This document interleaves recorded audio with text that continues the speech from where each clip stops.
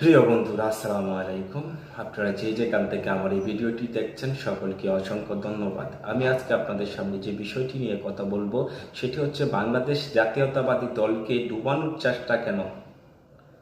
বাংলাদেশ জাতীয়তাবাদী দলের সমালোচনা এত বৃদ্ধি পাওয়ার কারণ কি? বাংলাদেশ জাতীয়তাবাদী দলের পক্ষে বিপক্ষ নিয়ে যে টেনশন চিন্তাধারা তাদের ভিতরে, তার একমাত্র কারণ হচ্ছে বাংলাদেশে এই মুহূর্তে যদি নির্বাচন হয়, ওরা খুব ভালো করেই জানে যে বাংলাদেশ জাতীয়তাবাদী দল বিএনপি 80% ভোট পেয়ে সংসদে যাবে।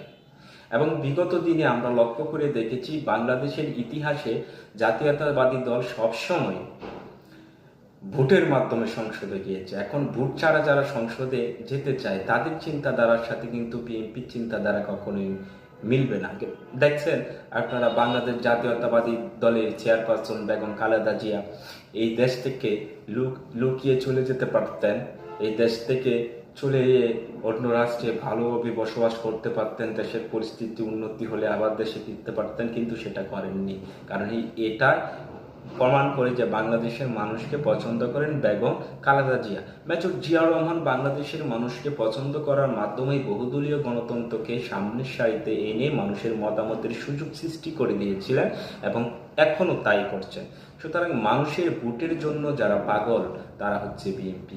কারণ বিএনপির জনপ্রিয়তার প্রয়োজন, জনগণের ভোটের প্রয়োজন, জনগণের মতামতের প্রয়োজন। অন্য অন্য দলের কিন্তু সেই ভাবনাটা নাই।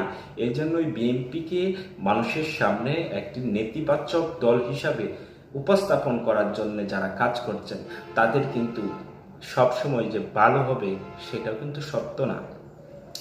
কথা হচ্ছে বাংলাদেশ জাতীয়তাবাদী দল বিএনপি ক্ষমতায় গেলে বাংলাদেশের অন্য দলগুলোর এত সমালোচনা জ্বলার কারণ হচ্ছে একটাই, যে বাংলাদেশ এখন নির্বাচনের অবস্থা হলে বাংলাদেশে তারা সবচেয়ে বেশি আসন পেয়ে নির্বাচিত হবেন এবং তাদের জন্য বিপদ।